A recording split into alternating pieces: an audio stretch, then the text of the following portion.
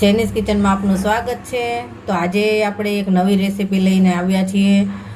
નવી તો નહીં કહી શકાય કારણ કે આ બધા બનાવતા જ હોય છે, પણ જે હું આજે રેસીપી બનાવવાની છું ને એની ઓરિજિનલ રીત શું છે એ હું તમને બતાવવાની છું। તો આજે આપણે બનાવવાના છે રાયતા મરચાં, અને આ જે આપણે રાયતા મરચાં બનાવે છે ને એ તમે 6 મહિના સુધી સ્ટોર કરી શકો એ રીતે આપણે બનાવશું, અને 6 મહિના સુધી આ મરચાં છે ને એવા ને એવા કડક જ રહેશે, બિલકુલ પોચા નહીં થઈ જાય। અને આ જે આપણે રાયતા મરચાં બનાવવાના છે ને એકદમ ઓરિજિનલ રીતે બનાવીશું। ઘણા લોકો રાયતા મરચાં બનાવે છે ને તો એમાં ઘણા બધા મસાલા નાખતા હોય છે, પણ જે ઓરિજિનલ રીત હોય છે ને એમાં 2-3 મસાલા જ હોય છે, એથી વધારે કાંઈ નથી હોતું, ત્યારે એ ઓરિજિનલ એકદમ ટેસ્ટ આવે રાયતા મરચાંનો। તો આજે હું તમને ઓરિજિનલ રીત બતાવવાની છું કે રાયતા મરચાં ઓરિજિનલ રીતે કઈ રીતે બને।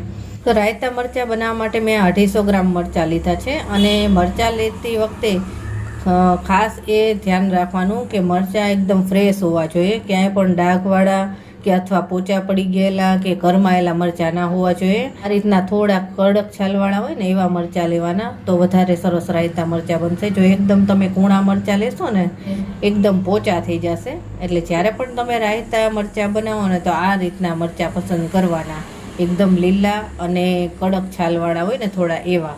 અને ખાસ ધ્યાન એ રાખવાનું કે આ દાંડલી છે ને એની લીલી જ હોવી જોઈએ। અહીંથી જો ક્યારેક કાળા થઈ ગયેલા કે ખરાબ થઈ ગયેલા જો મરચાં હશે ને અને તમે એના રાયતા મરચાં બનાવશો ને તો એ અથાણું તમારું સારું નહીં રહે, બગડી જ જશે। એટલે ખાસ એ ધ્યાન રાખવાનું કે અહીંથી જો આ દાંડલી છે એ જરા પણ ખરાબ થઈ ગયેલી હોય ને તો એ મરચું કાઢી જ નાખવાનું, એવા મરચાં નહીં લેવાના, એકદમ ફ્રેશ મરચાં જ લેવાના।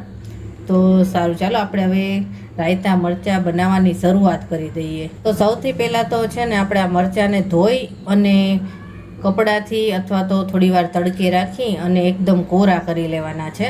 તો આને મેં ધોઈ અને એકદમ સૂકા કરી લીધા છે કપડાથી, જરા પણ આમાં ભેજ નથી। અને હવે આ મરચાંને આપણે સમારવાના છે। સમારવામાં તો તમને જે રીતના ટુકડા ફાવતા હોય એ રીતના કરી શકો છો। ઘણા લોકો આખા મરચાં પણ બનાવતા હોય છે, હું પણ બનાવું છું, પણ એ જો વઢવાણી મરચાં હોય ને નાના નાના તો હું આખા રાખું છું, પણ આ રીતના હોય ને તો એના ટુકડા જ કરું છું, કારણ કે કોઈને જો થોડું ખાવું હોય તો આવડું મોટું મરચું હોય તો બગાડ થાય, એટલા માટે આના આપણે ટુકડા કરી લઈશું। એટલે હું જે રીતના ટુકડા કરું છું એ તમને બતાવી દઉં। તો સૌથી પહેલાં તો આપણે મરચાંનું ઉપરનું ડીટીયું દૂર કરી દઈશું। ડીટીયા રાખવાના જ નહીં, કારણ કે જો મરચું ખરાબ થવાની શરૂઆત થશે ને તો ત્યાંથી જ થશે, એટલે આપણે કાઢી જ નાખવાના।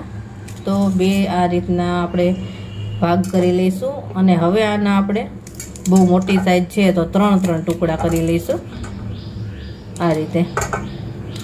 અને જો તમારે આની કરતાં મોટા રાખવા હોય તો પણ રખાય, અને હજી આની કરતાં જો નાના રાખવા હોય ને તો પણ રખાય, એટલે જેને જેટલું જોઈએ એટલું લઈ શકે। આપણે બધા જ મરચાંના આ રીતના ટુકડા કરી લીધા છે, અને હવે આપણે આગળની પ્રોસેસ કરીએ। આ મેં 1 ચમચી મીઠું અને 1 ચમચી હળદર લીધી છે, તો આપણે બંનેને મિક્સ કરી લેવાનું છે।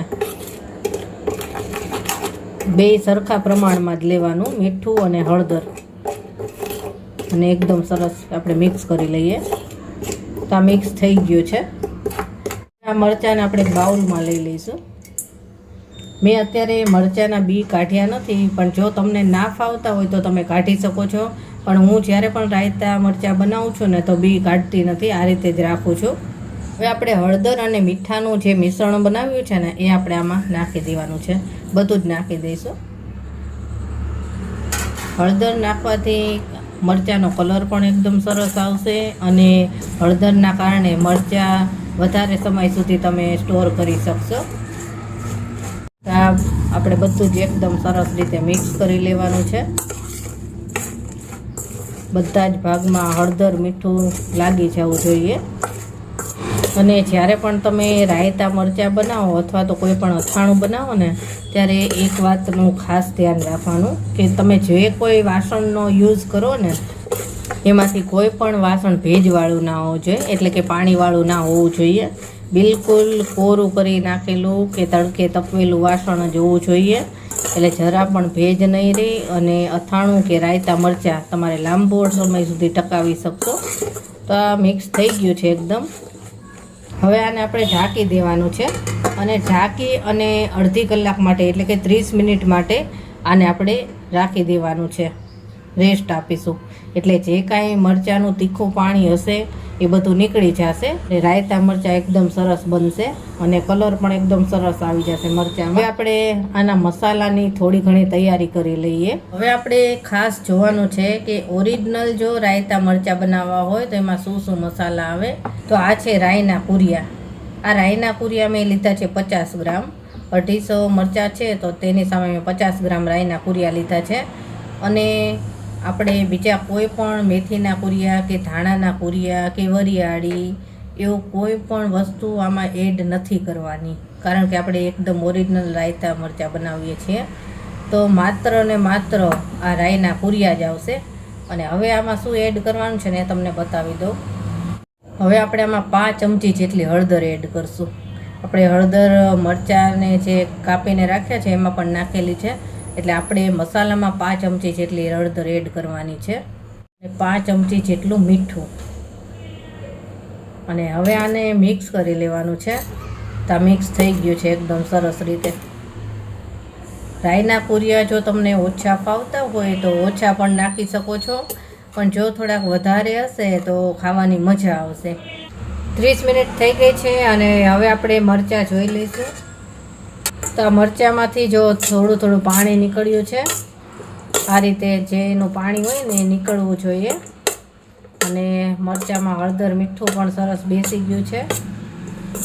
તો હવે આને આપણે સૂકવવાના છે. તો એક કોટનનું કપડું લેવાનું અથવા ટીશ્યુ પેપર હોય તો ટીશ્યુ પેપર ઉપર પણ સૂકવી શકાય, પણ આમાં જે ભેજ છે ને એ સુકાઈ જવો જોઈએ. તો આને આપણે કપડામાં સૂકવી લઈશું. આ મેં કોટનનું કપડું લીધું છે અને એમાં આપણે આ થોડા થોડા છૂટા છૂટા સૂકવી નાખશું, એટલે આમાં જે કાંઈ ભેજ હશે ને એ બધો સુકાઈ જાય. જ્યારે આપણે હાથવીએ ને ત્યારે બિલકુલ ભેજ ના હોવો જોઈએ. અને આપણે એક એક છૂટા છૂટા કરી નાખશું, ઝડપથી સુકાઈ જાય. અને આને તડકામાં નથી સૂકવવાના, રૂમમાં જ સૂકવવાના છે. પંખા નીચે સૂકવી શકાય પણ તડકે ના સૂકવાય આને, એટલે કાળા પડી જાય. તો બસ આ એકાદી કલાક રહેશે ને એટલે સરસ સૂકા થઈ જશે. બસ આ રીતે છૂટા કરી નાખવાના. તો 1 કલાક પછી આપણે આને આથીએ. અડધી કલાક જેવું થઈ ગયું છે અને આ મરચાં સરસ સુકાઈ ગયા છે, બિલકુલ ભેજ નથી. તો હવે આને આપણે રાયતા કરી લઈએ. કઢાઈમાં આપણે 2 ચમચી જેટલું તેલ લઈશું, બહુ વધારે નહીં લઈએ. વધારે તેલ લઈશું તો ઝાઝા તેલવાળા થશે મરચાં અને ખાવાની મજા નહીં આવે, એટલે આપણે 2 ચમચી જેટલું લીધું છે. આ તેલને આપણે ગરમ થવા દેવાનું છે. એકદમ સરસ ગરમ થઈ જાય પછી આપણે ગેસ ઓફ કરવાનો છે. તો આ ધુમાડા નીકળવા માંડ્યા છે અને તેલ સરસ ગરમ થઈ ગયું છે, તો આપણે ગેસ ઓફ કરી દઈશું. હવે આ તેલને આપણે ઠંડુ થવા દેવાનું છે. એકદમ સાવ ઠંડુ નહીં થવા દઈએ, નોર્મલ થોડું ઠંડુ થઈ જાય ને પછી આપણે મસાલા એડ કરીએ.